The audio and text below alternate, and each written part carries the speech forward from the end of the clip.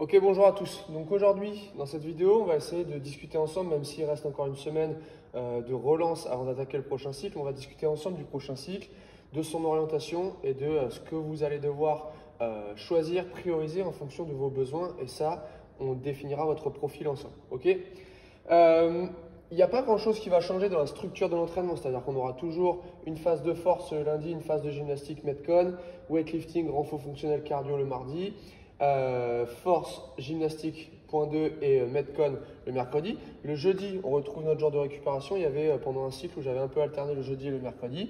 On retrouve notre jour de récupération, donc soit un format de natation, soit un format de course à pied ou d'ergo, soit un format un peu lisse, c'est-à-dire une variation un peu crossfit comme on peut retrouver ici, mais avec des intensités réellement basses.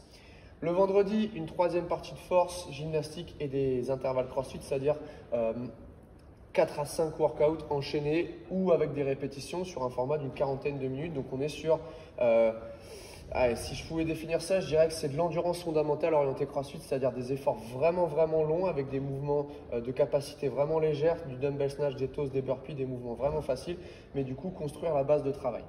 Le samedi, on retrouvera une autre partie d'haltérophilie avec le Metcon, avec l'intensité la plus élevée de votre semaine.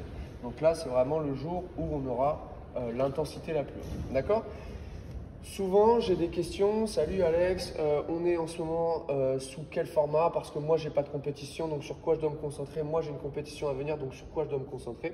J'avais déjà fait une vidéo là-dessus en vous expliquant 3 profils différents. Donc, on va les revoir aujourd'hui assez rapidement.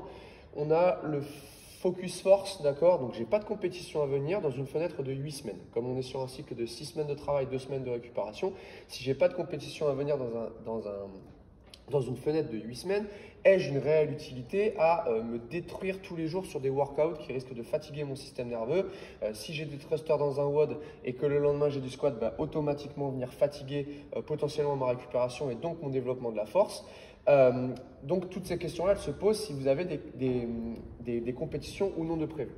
On gardera un gros volume de travail en gymnastique stricte renfort force pour créer la base, le socle sur lequel on va venir développer vos capacités de force dans les prochains cycles de force. Automatiquement, comme je viens de vous le dire, si on n'a pas de compétition, donc ça veut dire qu'on n'a pas de sport spécifique, ça veut dire qu'on n'a pas une réelle demande de prouver notre capacité à croiser les entraînements, à être bon en cardio, bon en gym, bon en force et le tout croisé dans des workouts, automatiquement on aménagera les intensités et le volume du travail en cardio parce qu'on n'a pas à le prouver, on n'a pas à prouver qu'on a du cardio dans cette période où on est dans un focus de force. D'accord? Donc en fonction, si je suis dans un focus de force, moi ce que je vais faire, c'est qu'au début de chaque semaine, je vous donnerai l'orientation de votre semaine, c'est-à-dire prioriser la force et ne pas hésiter à garder la partie A du coup qui sera prioritaire, par exemple le back squat, la partie B qui sera en compensation de la chaîne postérieure, donc qui sera également intéressante si je veux construire la force, et la partie C qui sera un des protocoles de prévention des blessures de Clément, du coup qui travaille avec nous et qui du coup vous permettra d'avoir le meilleur équilibre possible entre les travails de compensation, les travails de force pour ne pas vous blesser et pour être le plus performant possible et donc du coup développer le plus de force possible. D'accord?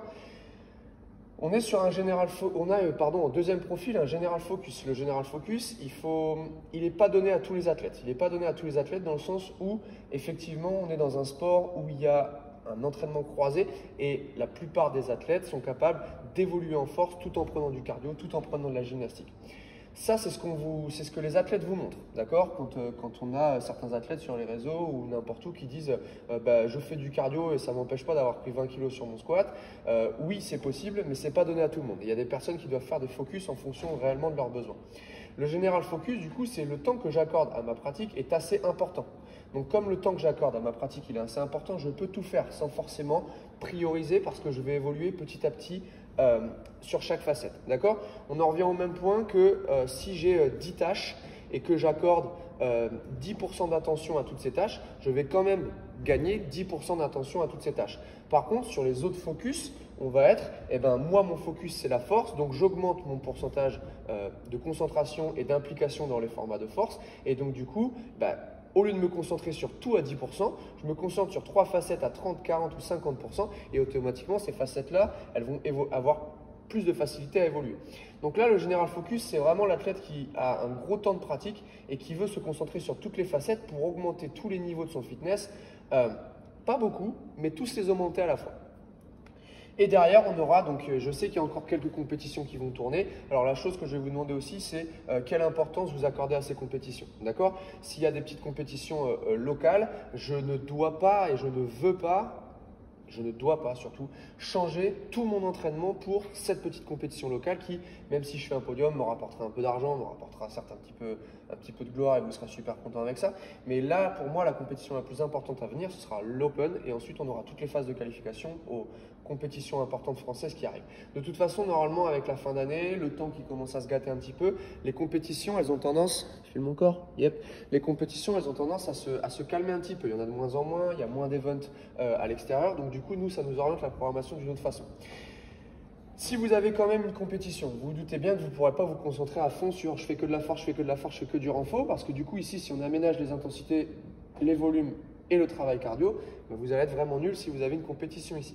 Donc le compétition focus, vous avez une compétition importante qui arrive.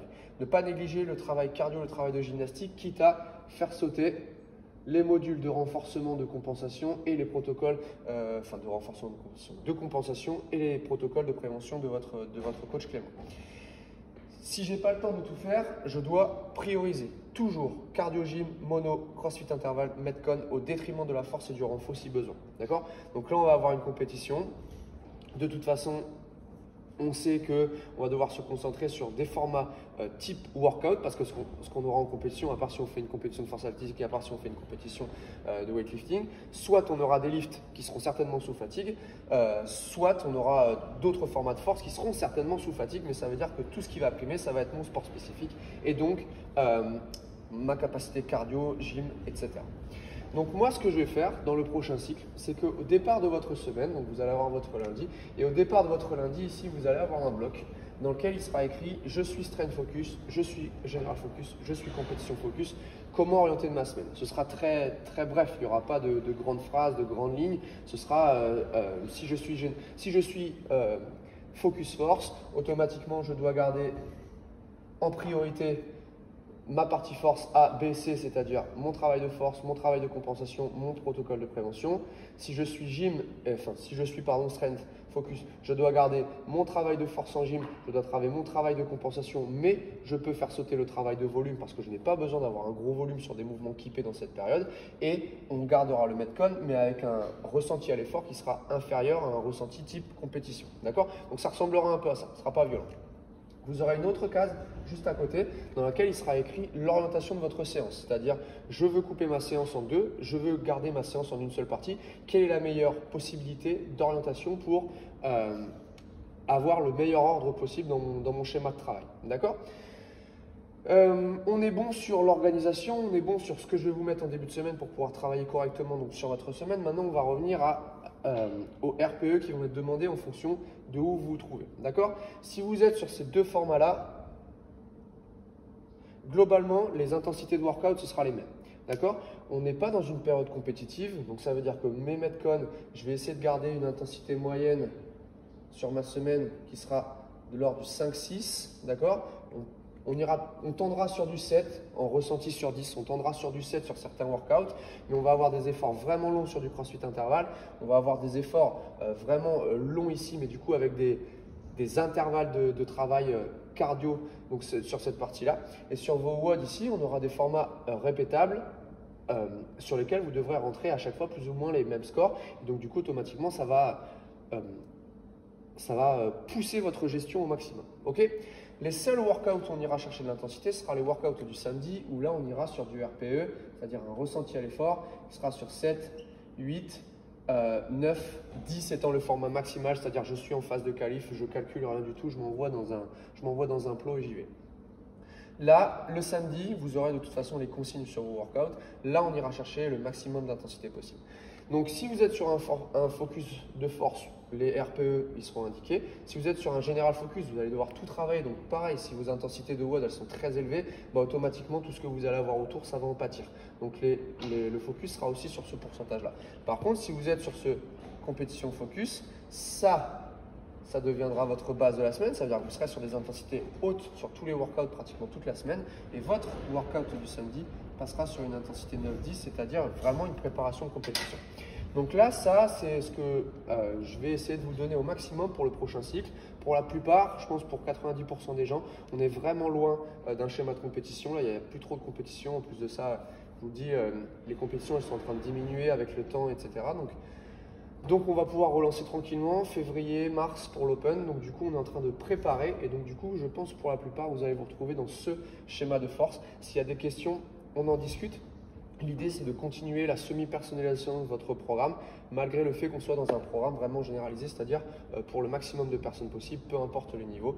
Et on va travailler là-dessus tous ensemble. Voilà.